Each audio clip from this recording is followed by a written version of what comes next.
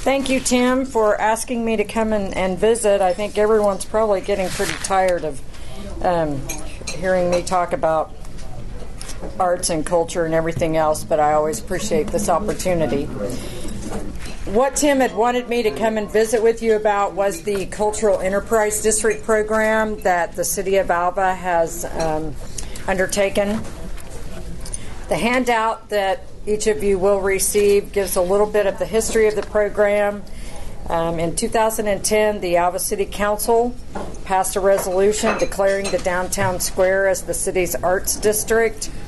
And then in 2011, the nonprofit that I work with, Freedom West, we requested funding from the Oklahoma Arts Council, submitted a proposal asking that they consider developing this type of program within their agency, and they did that. And so Alva is now piloting the very first Cultural Enterprise District program for the state of Oklahoma. Yay. Yeah, that was kind of a fun thing. Then what we did, we started last year, 2013. We put together a steering committee of city and community leaders in the arts and economic development and municipal government.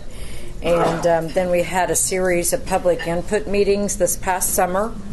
And through those public input sessions, we gathered a lot of really good information about what members of the community would like to see happen in terms of the arts and economic development. And that's what this booklet has produced.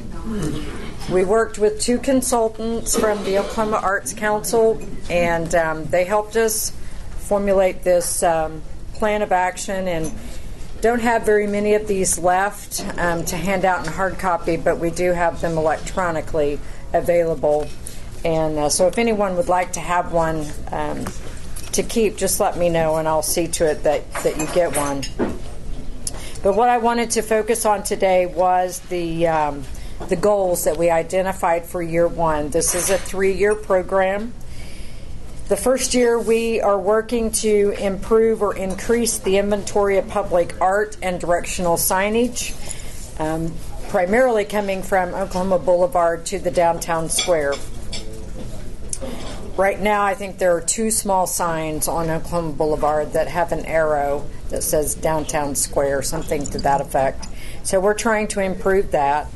We've also worked with the Chamber of Commerce to establish a standing cultural committee, which the Chamber then will recognize all the time as something similar to their retail committee that they already have. We're also working to develop and publish an annual arts and cultural events calendar for the community and region. One of the bigger projects that the community really would like to see happen is improve the lighting around the square and down College Avenue. The type of lighting that those of you who've traveled to Oklahoma City through Hennessy has done this. The city of Woodward has done this. It's more of a historical or heritage type lighting, and it's energy efficient and looks really nice. So something along those lines is what we are looking at.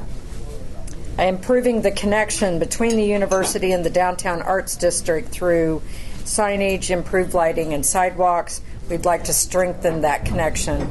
We have a captive audience, if you will, of university students and faculty and staff that we need to get downtown on a much more regular basis. And then something that maybe the Kiwanis would like to think about, Richard Ryerson and I have talked about this, improving the functionality of the courthouse green space and stage area so that events can be held throughout the year. Right now, the stage in the summertime gets extremely hot, and so we're looking at putting some type of shade cover over that so that it can be used more. And then also improving the sidewalks so that trucks that have heavy equipment for outdoor performances can easily back up to the stage and unload that equipment. So some of those kinds of things we're looking at improving, and we are bringing the OU Institute for Quality Communities team up here on March the 1st and they will be analyzing the green space around the courthouse. Just so those of you who might have worked hard with Julia Bays and some of her committee members on the landscaping piece of the downtown, we will be working with what has already been done. So it's not that we want to replace anything in that regard, but rather just build upon what has been done. We also want to increase or improve existing performance venues downtown. Grants have been written, waiting to see what's going to happen there. But many of our community members indicated they would like to see live music venues around the downtown square. So that's something that we feel like we need to address. We're also working on an incentive package to assist existing businesses and to help attract new businesses to the downtown square.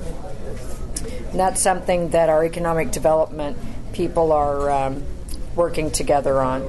And then overall improvement of our marketing and promotion of our arts and cultural events and activities to bring a collaborative approach to all of that with the university, the public schools, and then the privately owned arts-related businesses and nonprofit cultural institutions in our community, putting together a plan of action where we can promote what is unique about Alva. And those of you who may not have given this much thought, Alva does have an extremely large number of cultural institutions and arts programs and public art for a community of its size. So we need to capitalize on that and market it much better. So those are some of the goals that we're working on.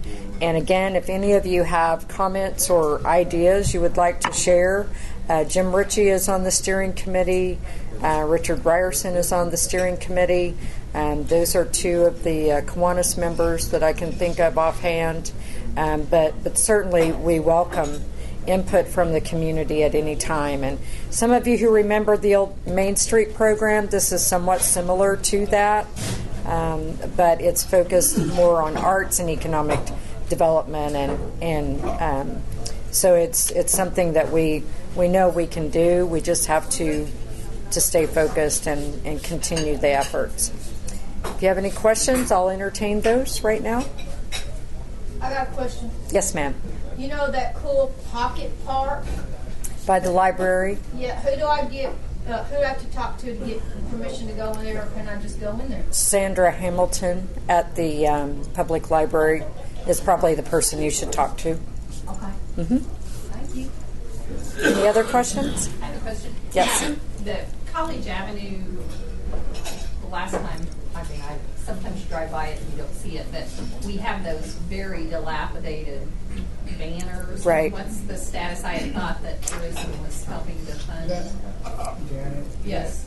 Tourism has allocated money for that, and the chamber just hasn't got around to purchasing the banners. So they've been allocated money to do that. Right. I thought that had happened, and I was just curious. I wish the old ones that are hanging could be. Yeah. It's kind of tired looking. They're tired. Uh-huh.